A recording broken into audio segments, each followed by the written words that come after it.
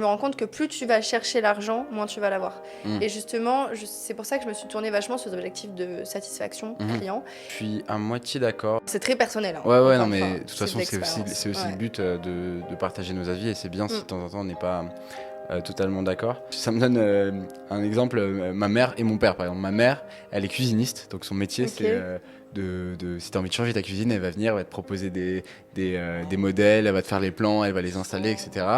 Et mon père, il a une marque de cosmétiques aussi. Mon père, il a eu jusqu'à 200 salariés. Ma mère, solopreneur, elle a toujours fait toute seule. Elle a eu des intérims et un salarié pour installer, mais jamais développer. J'ai toujours dit à ma mère, mais viens, on fait des has, on fait péter le truc, etc. et tout, parce que elle, c'est son acquisition, c'est L'excité, c'est... ouais, c'est ça. Son acquisition, c'est 100% du bouche à oreille. Elle a jamais fait la moindre communication. On lui a fait un Instagram il y a 1 an, ça lui a rapporté quelques clients, mais ça a toujours été un peu ce que tu disais. Le bouche à oreille, le Ouais, réseau, quoi. le bouche à oreille, du coup, une qualité de service qui lui permettait. Ce qui est bien, c'est qu'elle a toujours très bien travaillé, parce qu'elle elle fait des très bonnes cuisines, ma mère.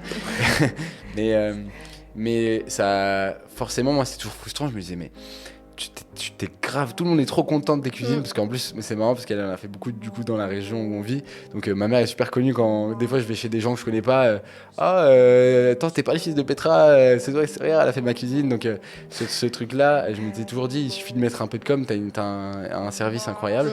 Mais elle le voyait pas comme ça parce que elle était super à l'aise avec son niveau de business et c'était super convenable pour elle. Et c'est vrai qu'après, quand tu commences à scale, tu rentres dans une autre forme de business où tu dois faire du management et c'est plus la même chose. Et elle, ça lui correspond pas et elle s'en est vite rendu compte.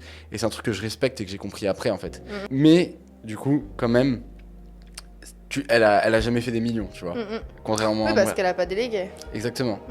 Et ça, c'est un vrai choix et je pense qu'il n'y a pas de bonne décision à prendre, il faut juste en être conscient.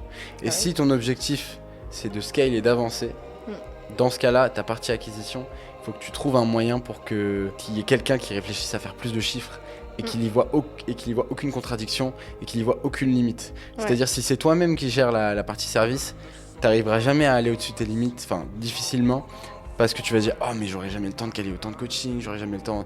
Tu vois ce que je veux dire? Alors que si t'as quelqu'un qui a aucune limite et on lui dit, ce mois-ci tu fais x3 parce que de l'autre côté il y a 10 coachs que tu peux recruter, là il va réfléchir différemment.